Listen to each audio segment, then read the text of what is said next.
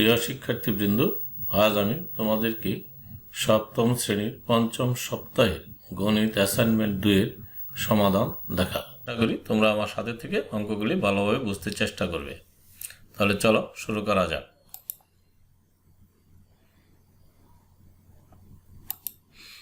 তোমরা স্ক্রিনে দেখতে পাচ্ছ সৃজনশীল প্রশ্ন 1। উদ্দীপকে বলা হয়েছে কাপড় ব্যবসায়ী আমিন ও সজল যথাক্রমে 4 ঘন্টায় 50 কিলোমিটার এবং 3.5 ঘন্টায় 52.5 কিলোমিটার পথ অতিক্রম করে নারায়ণগঞ্জ পৌঁছল। ব্যবসায় তারা 2,20,000 টাকা বিনিয়োগ করে 10% লাভ পেল এবং লভ্যাংশ তাদের গতিবেগের অনুপাতে ভাগ করা হলো। এই হলো উদ্দীপক। এখন এই উদ্দীপকের আলোকে প্রথম কতে প্রশ্ন করা হয়েছে সজলের ঘন্টায় গতিবেগ নির্ণয় করা। গতিবেগ কি? গতিবেগ হলো 1 ঘন্টায় কতটুকু দূরত্ব অতিক্রম করে।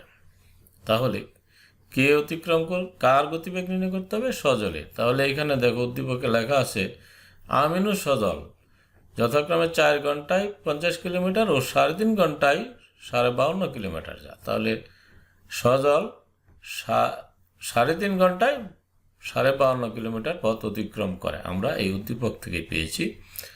এখন চলো আমরা ঐকিক নিয়মে 1 ঘন্টায় সে কতটুকু যা বের করে ফেলি।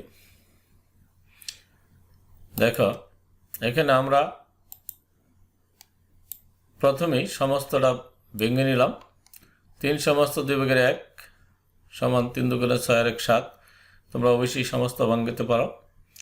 তাহলে এখন সজল 2 ভাগের 7 ঘন্টায় যায় 2 ভাগের 105 কিলোমিটার। তাহলে 1 ঘন্টায় সে কত যা? তাহলে আমরা এটাতে ভাগ দিব।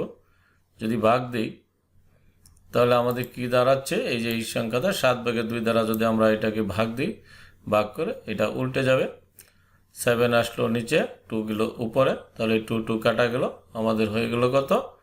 15। তাহলে উত্তর 15 কিলোমিটার। অর্থাৎ সজল 1 ঘন্টায় সে যাইতে পারে 15 কিলোমিটার। তাহলে সজলের গতিবেগ হচ্ছে ঘন্টায় 15 কিলোমিটার। শিক্ষার্থীবৃন্দ, এবার চলো আমরা ক্ষয়ের সমাধান করি। প্রথমে আমরা দেখে নিই খ নং প্রশ্নে কি চাওয়া হয়েছে। খতে বলা হয়েছে আমিন ও সজলের গতিবেগের অনুপাত বের করো। আমিন এবং সজলের। তাহলে আমরা কতে সজলের গতিবেগ বের করেছি। এখন আমরা আমিনের গতিবেগটা বের করব। আমিন কি করে? 4 ঘন্টায় যা 50 কিলোমিটার। তাহলে সে কত 1 ঘন্টায় কতটুকু যা আমরা বের করে নিই। চলো আমরা সমস্যাটি সমাধান করে নিই। এখানে দেখো আমাদের খতে আমিন 4 ঘন্টা যায় 50 কিলোমিটার। তাহলে 1 ঘন্টা যাবে 4 ভাগে 50 কিলোমিটার। আমরা যদি 2 দ্বারা কাটাকাটি করি তাহলে দাঁড়াবে কত? দাঁড়াবে উপরে 50 2 দ্বারা ভাগ দিলে 25 আর 4কে 2 দ্বারা ভাগ দিলে 2, 2 ভাগের 25 কিলোমিটার। তাহলে আমিনের গতিবেগ হচ্ছে ঘন্টায় 2 ভাগের 25 কিলোমিটার। আমরা কতে পেয়েছি সজল 1 ঘন্টা যা 15 কিলোমিটার। তাহলে আমিন ও সজলের গতিবেগের অনুপাত। আমিনের গতিবেগ হচ্ছে কত? 2 ভাগের 25 আর সজলের গতিবেগ হচ্ছে 15। আমরা এই দুইটাকে আমরা অনুপাতে লিখলাম। এখন আমরা অনুপাতেরই ভগ্নাংশটা যদি আমরা উঠাই দিতে চাই তাহলে 2 দ্বারা গুণ করে দিই। 2 দ্বারা গুণ করলে এখানে থাকবে 25 আর এখানে থাকবে কত হবে? 2 দ্বারা গুণ করলে 15 দুগুণে 30। এখন উভয় রাশিকে 5 দ্বারা যদি আমরা ভাগ দিই তাহলে 5 5 25, 5 6 30। তাহলে আমিন ও সজলের গতিবেগের অনুপাত হলো 5:6।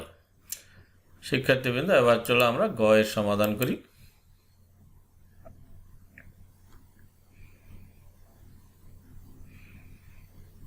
তোমরা দেখতে পাচ্ছ গ নঙে বলা হয়েছে আমিন ও সজল প্রত্যেকে কত টাকা লভ্যাংশ পেয়েছে তা নির্ণয় করা। এখন আমরা লভ্যাংশটা কোথায় পাবো? এখানে দেখো দেওয়া আছে মোট ব্যবসায় তাদের বিনিয়োগকৃত টাকা হচ্ছে 2,20,000 টাকা এবং তা থেকে 10% লাভ করছে তারা। তাহলে চলো আমরা প্রথমে লভ্যাংশটা বের করে নিই। প্রথমে আমরা যদি লভ্যাংশটা বের করি ব্যবসায় মোট লাভ হয় 2,22,000 টাকা, এর 10%, অর্থাৎ মোট মূলধন হলো 2,22,000 টাকা, তাদের লাভ হলো কত 10%, তাহলে 10% আমরা পার্সেন্ট ওটা 100/10 কাটাকাটি করলে আমাদের কত 22,000 টাকা মোট লাভ পেল। এখন এই লাভটা আমিন ও সজল কিভাবে নিবে, গতিবেগের অনুপাতে। তাহলে গতিবেগের অনুপাতটা কত আমরা ক্ষতে বের করেছি 5:6। তা এখন আমরা ভাগ করি, অনুপাতের রাশিগুলো যোগফল বের করলাম, কত 5 + 6 11। তাহলে আমিন লাভ পাবে 22,000 এর 11/5 টাকা, আর সজল লাভ পাবে 22,000 11/6 টাকা। তাহলে আমরা এখানে আমিন এবং সজলের কে কত টাকা লভ্যাংশ পাবে আমরা বের করে নিলাম। তাহলে আমরা লিখতে পারি আমিন লাভ পাবে কত 10,000 টাকা, আর সজল লাভ পাবে 12,000 টাকা।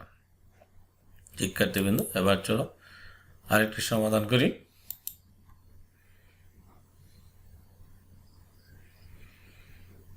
এইবার সৃজনশীল প্রশ্ন 2। এখানে 3টি বীজগণিতের ভগ্নাংশ দেওয়া আছে। প্রথম কতে প্রশ্ন করা হয়েছে প্রথম ভগ্নাংশের হরকে উৎপাদকে বিশ্লেষণ করো। চলো আমরা প্রথম ভগ্নাংশের হরটা লিখে নিই।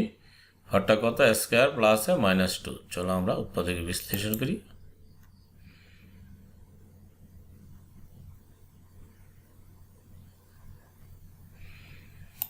এখানে লক্ষ্য করে আমরা প্রথম ভগ্নাংশের হরটা লিখিয়ে নিলাম স্কয়ার প্লাস -2।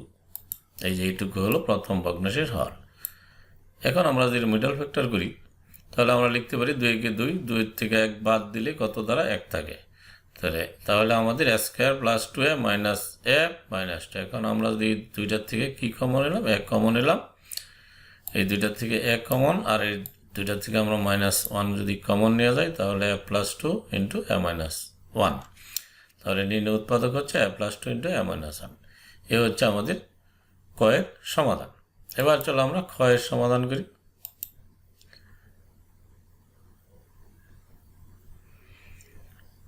খ নং প্রশ্নে বলা হয়েছে ভগ্নাংশ 3টির হরের লসাগু নির্ণয় করা। অর্থাৎ এই যে প্রথম ভগ্নাংশের হর, তৃতীয় ভগ্নাংশের হর, তৃতীয় ভগ্নাংশের হর, এই হরগুলো লসাগু বের করতে হবে। আমরা প্রথম ভগ্নাংশের হরের উৎপাদক বের করেছি, এবং তোমরা জানো লসাগু বা গসাগু বের করতে হলে উৎপাদক করতে হবে। তাহলে আমার প্রথম ভগ্নাংশের হরের উৎপাদক আমরা কতে বের করেছি। এখন দ্বিতীয় এবং তৃতীয় ভগ্নাংশের হরের উৎপাদক বের করব। চলো আমরা বের করে নিই।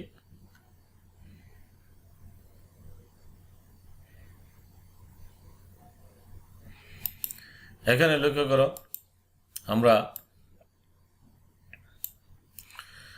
প্রথম ভগ্নাংশের হর এটা ক থেকে আমরা উৎপাদক করেছি।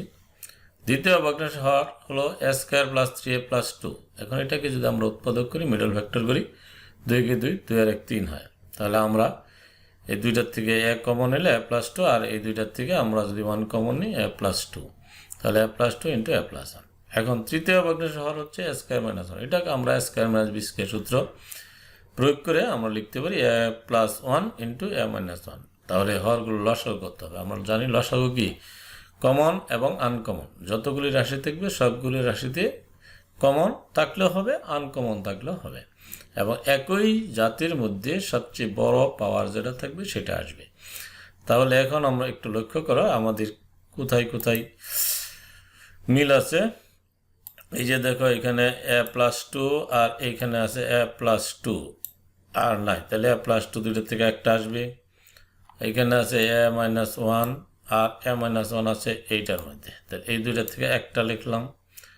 আর কি বাকি রয়ে গেছে, কি বাকি রয়ে গেল a+1 আসলো, a+2 আসলো, আরেকটা কি a-1, সরি a+1, এই যে a+1 এইখানে a+1। তাহলে আমাদের আসলো কি a+2 × a+1 × a-1। এই দুইটাকে আমরা যদি সূত্র প্রয়োগ করে দিই a+b × a-b কে স্কয়ার মাইনাস বি স্কয়ার, আমরা এইভাবে লিখতে পারি। এই হচ্ছে আমাদের লসাগু। শিক্ষার্থীবৃন্দ, এবার চলো আমাদের গয়ের সমাধান করি। গণে বলা হয়েছে দ্বিতীয় ও তৃতীয় ভগ্নাংশের যোগফল থেকে প্রথম ভগ্নাংশটি বিয়োগ করো। তাহলে প্রথম, দ্বিতীয় এবং তৃতীয় ভগ্নাংশের যোগফল থেকে প্রথম ভগ্নাংশটি বিয়োগ করো। আমরা একসাথে করে নিই। দেখো, দ্বিতীয় এবং তৃতীয় ভগ্নাংশের যোগফল করব। এখানে দেখো, দ্বিতীয় ভগ্নাংশ যোগ তৃতীয় ভগ্নাংশ বিয়োগ প্রথম ভগ্নাংশ। আমরা ভগ্নাংশগুলি লিখে নিলাম। হরগুলো উৎপাদক আমরা আগেই করেছি, উৎপাদকগুলি লিখে নিলাম। এখন আমরা এখানে লসাগু তো আমরা ক্ষতে করেছি, এখানে যদি আমরা করে নিই তাহলেও সমস্যা নেই, করে নিলাম। এখন প্রথম ভগ্নাংশের হর দ্বারা লসাগুকে কি করতে হয়? ভাগ করতে হয়। তোমরা অবশ্যই জানো যে এইখানে দেখো, প্রথম ভগ্নাংশের হর হচ্ছে এইটুকু আর লসাগু হচ্ছে এইটুকু। এখন আমরা এই লসাগুকে যদি এই হর দ্বারা ভাগ দিই তাহলে থাকবে কত? a-1। এই লব যা ভাগফল পাওয়া যাবে সেই ভাগফলকে লব দ্বারা গুণ, লব কত? 2 দ্বারা গুণ করো। এই প্লাস চিহ্ন, এই প্লাস চিহ্ন। তারপরে এইবার এই হর দ্বারা ভাগ দিব। ভাগ দিলে এখানে কি কি কাটা যাবে? a+1 a-1 কাটা যাবে, থাকবে a+2। তাহলে a+2কে a দ্বারা গুণ, a × a+2। এখন তৃতীয় ভগ্নাংশের হর দ্বারা যদি আমরা ভাগ দিই তাহলে থাকবে কি? a+1, a+1কে a দ্বারা গুণ, a × a+1। এখন আমরা যদি গুণ করে ফেলি তাহলে 2a - 2 + a² + 2a R -a² - a। এখন আমাদের সরল করলে এই দেখো, a আর এই a কাটা যাবে। যেটা আমি একটু দেখাই দিচ্ছি, a আর a কাটা যা, আর এখানে a দুইটা চারটা থেকে একটা বাদ তিনটা, আর থাকে কি -2। তাহলে 3a - 2 বাই, এটা আমরা এই অংশটাকে উৎপাদক করে ফেলতে পারি। এই যে এই অংশটাকে a+b a+1 × a-1 সমান কি a² - 1² সমান কি 1। তাহলে আমাদের এই হলো সরল মান। এবার চলো আমরা পরের প্রশ্নে চলে যাই। এবার আমাদের সংক্ষিপ্ত প্রশ্ন আছে। সংক্ষিপ্ত প্রশ্নের উত্তরগুলো লক্ষ্য করো। এখানে প্রশ্নে উল্লেখ আছে 2 মাইল এবং 3 কিলোমিটারের মধ্যে পার্থক্য কত মিটার? চাওয়াটা হয়েছে মিটারে। তাহলে আমরা 2 মাইলকে মিটার বানাবো আর 3 কিলোমিটারকে মিটার বানাবো এবং বিয়োগ করব। তাহলে চলো আমরা কি করতে পারি। আমরা এখানে লিখতে পারি যে 1 কিলোমিটার, আমরা জানি 1 মাইল সমান 1.61 কিলোমিটার। তাহলে এখানে আছে 2 মাইল। 2 মাইল সমান কত? 2 দ্বারা গুণ করলাম, আমাদের কত আসলো? 2.22 কিলোমিটার। এখন কিলোমিটারকে আমাদের বানাইতে হবে কি? মিটার। আমরা জানি 1 কিলোমিটার সমান 1000 মিটার। আমরা 1000 দ্বারা গুণ করে দিলাম। এখানে লক্ষ্য করো, এই যে 1000, এই 1000 দ্বারা আমরা গুণ করে দিলাম। গুণ করলে হয়ে গেল কি? মিটার। আমরা পেয়ে গেলাম 2 মাইল সমান 3220 মিটার। এখন আমরা 3 কিলোমিটারকে মিটার বানাই। 3 কিলোমিটার সমান 3 গুণ 1000। তা আমরা জানি 1000 মিটারে হচ্ছে 1 কিলোমিটার। তাহলে 3 দ্বারা গুণ করলে হলো 3000 মিটার। তাহলে 2 মাইল হচ্ছে 3220 মিটার আর 3 কিলোমিটার হচ্ছে 3000 মিটার। এখন পার্থক্যটা কত? পার্থক্য হচ্ছে এইটার থেকে আমরা বিয়োগ করে দিব এইটা। তাহলে বিয়োগ করলে কত? 220 মিটার। তাহলে আমাদের উত্তর পেয়ে গেলাম। এবার চলো আমরা 2 নং সংক্ষিপ্ত প্রশ্নের সমাধান করি। এখানে দেখো, একটি ঘনকের একটি তলের পরিসীমা 12 মিটার হলে এর আয়তন কত? এখন দেখো, লক্ষ্য করো, ঘনক কাকে বলে? যে ঘনবস্তুর দৈর্ঘ্য প্রস্থ উচ্চতা সমান তাকে বলা হয় ঘনক। অর্থাৎ ঘনকের প্রত্যেকটা ধার সমান হয়। এখন লেখা আছে একটি তলের পরিসীমা হলো 12 মিটার। পরিসীমা একটা তল নাকি? তলটা হচ্ছে বর্গাকার, বর্গক্ষেত্রের মতো। তাহলে বর্গাকার ক্ষেত্রে 4 বাহু সমান থাকে। তাহলে আমরা ধরে নিই বর্গক্ষেত্রে বাহুর দৈর্ঘ্য এ।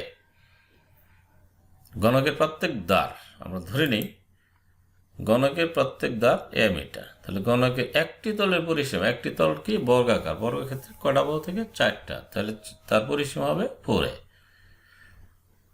তাহলে 4a সমান দেওয়া আছে কত? 12 মিটার। তাহলে আমরা কত হয়? 3 মিটার। তার মানে ঘনকের প্রত্যেক বাহুর দৈর্ঘ্য 3 মিটার। তাহলে ঘনকের আয়তন কি? আমরা জানি দৈর্ঘ্য গুণ প্রস্থ গুণ উচ্চতা, অর্থাৎ a³ বা a গুণ a গুণ a। 3 গুণ 3 গুণ 3 ঘনমিটার, অর্থাৎ কি metre into metre into metre কি ঘনমিটার। তাহলে আমাদের আসলো ঘনকের আয়তন 27 ঘনমিটার। শিক্ষার্থীবৃন্দ, এবার চলো আমরা 3 নং প্রশ্নের সমাধান করি।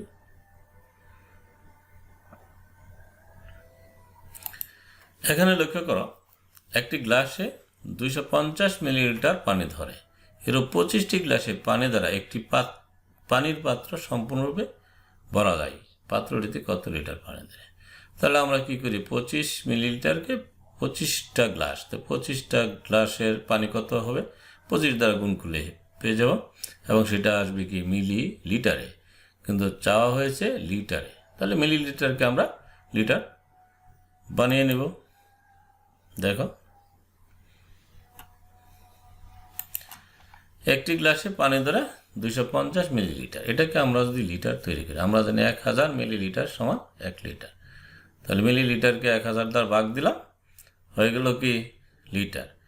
তাহলে 25টি গ্লাসে পানি ধরবে কত, 25 দ্বারা গুণ করলাম, গুণ করে আমরা 1000 দ্বারাই ভাগ দিলাম, তাহলে কি দাঁড়ালো 6.25 লিটার। তাহলে যে পাত্রে 25 গ্লাস পানি রাখা হয়েছে সেই পাত্রে পানি ধরে কত, 6.25 লিটার। শিক্ষার্থীবৃন্দ, এবার চলো 4 নং প্রশ্নের সমাধান করি। এখানে সরকারি ব্যবস্থাপনায় প্রতিদিন 8 ঘন্টা করে ট্রাকে চাল বিক্রি করা হয়। প্রতি ঘন্টায় 280 কেজি 500 গ্রাম চাল বিক্রি করা হলে প্রতিদিন কত মেট্রিক টন চাল বিক্রি করা যায়? এখানে লক্ষ্য করো, প্রতি ঘন্টায় চাল বিক্রি করা হয় 280 কেজি 500 গ্রাম। আবার উত্তরে চাওয়া হয়েছে কত মেট্রিক টন প্রতিদিন। তাহলে আমরা 1 ঘন্টায় বিক্রি করে এত, তাহলে 8 ঘন্টায়, একদিনে 8 ঘন্টা, 8 ঘন্টা দ্বারা আমরা গুণ করে দিই, তাহলে কতটুকু চাল বিক্রি হয় তা বের হবে। পরবর্তীতে ওই চালের পরিমাণটা হবে কেজিতে এবং তাকে মেট্রিক টনে রূপান্তরিত করব। চলো আমরা কীভাবে করতে হয় দেখি।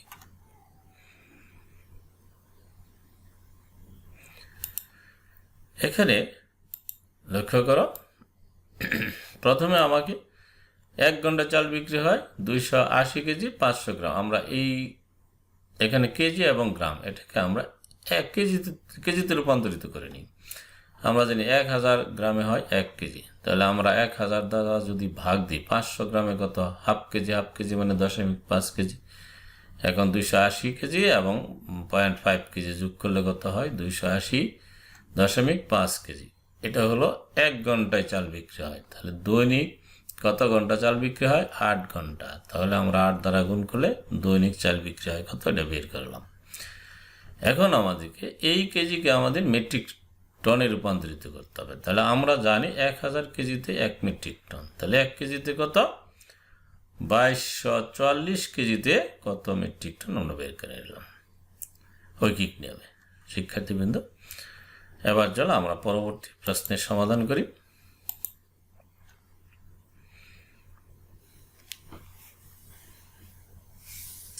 পাঁচ নং প্রশ্নে, তোমার পড়ার টেবিলে প্রস্থ 2 ফুট এবং দৈর্ঘ্য প্রস্থের 1.5 গুণ, টেবিলটির উপরিতলের ক্ষেত্রফল কত?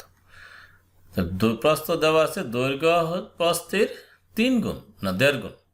তাহলে আমরা দৈর্ঘ্যটা বের করে নিই। তাহলে দৈর্ঘ্য আর প্রস্থ গুণ করলে আমাদের টেবিলের পৃষ্ঠের ক্ষেত্রফল বের হয়ে আসবে। লক্ষ্য করো, টেবিলের প্রস্থ 2 ফুট, তাহলে টেবিলের দৈর্ঘ্য প্রস্থ এর 1.5 গুণ, 1.5 মানে কি 2/3, অর্থাৎ 1 সমস্ত 2/1, সমস্ত ভাঙাইলে আমাদের আসবে কত, 2/3। তাহলে কত আসলো, 3 ফুট। তাহলে আমরা টেবিলের দৈর্ঘ্য পেলাম 3 ফিট আর প্রস্থ হলো 2 ফিট। তাহলে টেবিলের পৃষ্ঠের ক্ষেত্রফল কি, দৈর্ঘ্য গুণ প্রস্থ, 3 গুণ 2, ফুট আর ফুট কি বর্গ ফুট। তাহলে টেবিলের পৃষ্ঠের ক্ষেত্রফল হচ্ছে 6 বর্গ ফুট। শিক্ষার্থীবৃন্দ, এবার চলো আমরা পরবর্তী প্রশ্নে চলে যাই। শিক্ষার্থীবৃন্দ, এখানে তোমরা দেখতে পাচ্ছ, জনাব চৌধুরী প্রতিদিন প্রাতঃভ্রমণের জন্য তার আয়তাকার বাগানের চারদিকে 4 চক্কর দেন। তার বাগানটির দৈর্ঘ্য প্রস্থের দ্বিগুণ এবং বাগানটির দৈর্ঘ্য 120 মিটার। প্রাতঃভ্রমণে তিনি কত কিলোমিটার হাঁটেন? চলো আমরা দৈর্ঘ্য এবং প্রস্থ বের করে নিই। দৈর্ঘ্য দেওয়া আছে 120 মিটার, তাহলে দৈর্ঘ্য হচ্ছে প্রস্থের দ্বিগুণ, তাহলে প্রস্থ হবে দৈর্ঘ্যের অর্ধেক। আমরা এইভাবে বের করে নিতে পারি। চলো আমরা দেখে নিই। শিক্ষার্থীবৃন্দ এখানে লক্ষ্য করো, আয়তাকার বাগানের প্রস্থ আমরা ধরে নিলাম ক মিটার, তাহলে দৈর্ঘ্য কত, তার দ্বিগুণ হলে 2 ক। তাহলে পরিসীমা 2 ক সমান কত, দৈর্ঘ্যটা কত দেওয়া আছে 120, তাহলে ক কত হবে, 120কে 2 দ্বারা ভাগ দিলে 60। তাহলে আমাদের প্রস্থ হলো 60 আর দৈর্ঘ্য কত, দৈর্ঘ্য হলো 120, দৈর্ঘ্য হলো 120, প্রস্থ হলো 60। তাহলে বাগানের পরিসীমা কি 2 দৈর্ঘ্য যোগ প্রস্থ, আমরা পরিসীমা বের করলাম 360। তাহলে এই যে লোকটি জনাব চৌধুরী কয় চক্কর দেন, 4 চক্কর, তাহলে 1 চক্কর দিলে হবে তার 360 মিটার। তাহলে 4 চক্করে মোট দৈর্ঘ্য কত হবে, 1 চক্করে যদি দেখ সম্পূর্ণ বাগানটা একবার ঘুরে তাহলে তার দৈর্ঘ্য হবে 360 মিটার। তাহলে 4 চক্করে কত, 4 দ্বারা গুণ, কত হলো 1440 মিটার। এখন আমাদের প্রশ্নে আছে উত্তর চাওয়া হয়েছে কিলোমিটারে, তাহলে আমরা মিটারকে কিলোমিটার বানিয়ে নিই। আমরা জানি 1000 মিটার সমান 1 কিলোমিটার, তাহলে 1000 দা ভাগ দিলাম হয়ে গেল কিলোমিটার। তাহলে 1000 দা ভাগ দিলে কত, 3 ঘর বামে দশমিক আসবে, 1.44 কিলোমিটার। তাহলে উত্তর হচ্ছে 1.44 কিলোমিটার। শিক্ষার্থীবৃন্দ এবার চলো আমরা পরবর্তী প্রশ্নে চলে যাই।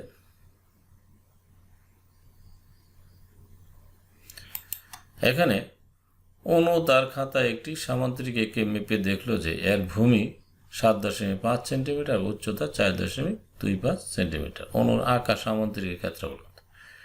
আমরা জানি সামান্তরিকের ভূমি এবং উচ্চতা যদি দেওয়া থাকে তাহলে তার ক্ষেত্রফল কি, ভূমি ইন্টু উচ্চতা।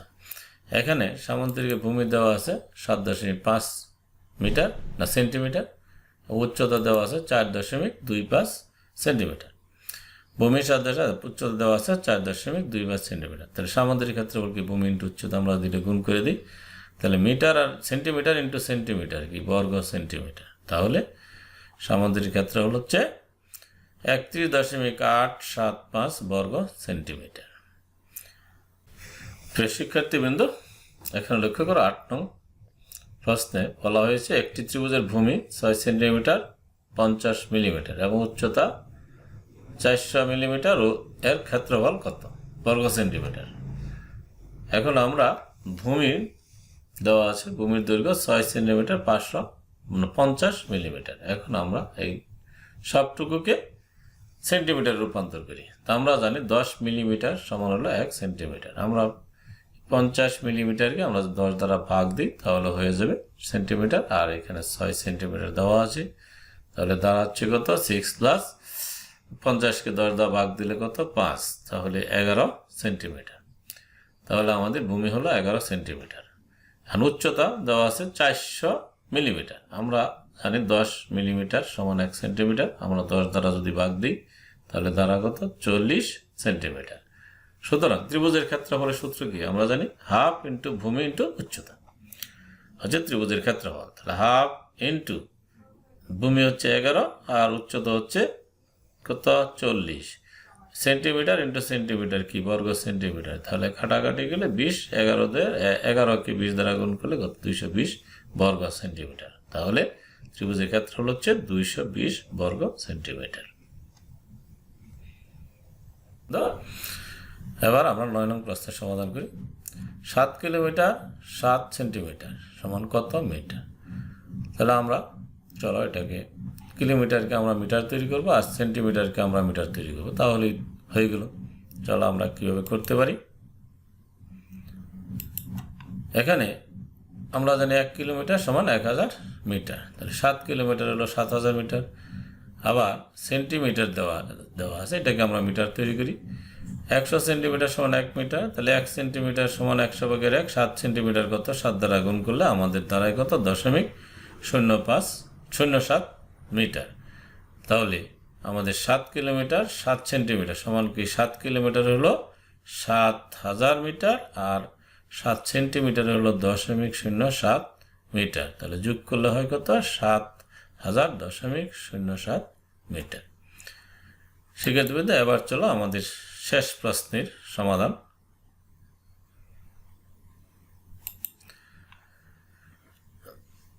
উত্তর মেরু থেকে বিষুবরেখা পর্যন্ত দূরত্বের কত ভাগের 1/1 মিলিমিটার। এটা একটা তত্ত্বীয় প্রশ্ন, এটা সঠিক সংখ্যা না জানা থাকলে করা সম্ভব না। আমরা জানি উত্তর মেরু থেকে বিষুব রেখা পর্যন্ত দূরত্বের 1 কোটি ভাগের 1 ভাগকে ধরা হয় 1 মিটার। দেখো, উত্তর মেরু থেকে বিষুব রেখা পর্যন্ত যে দূরত্বটা হবে তার 1 কোটি ভাগের 1 ভাগকে বলা হয় 1 মিটার। শিক্ষার্থীবৃন্দ, তোমাদের এই ছিল তোমাদের প্রশ্ন এবং তার সমাধান করে ফেললো। তাহলে আশা করি অঙ্কগুলি বুঝতে পেরেছ এবং ভালোভাবে বুঝবার চেষ্টা করবে এবং ভবিষ্যতে এই ধরনের অঙ্ক অনেক পাবে এবং তখন যেন সেইগুলি করতে পারো, সেই প্রত্যাশায় রেখে আজকের মতো এখনই শেষ করলাম। খোদা হাফেজ।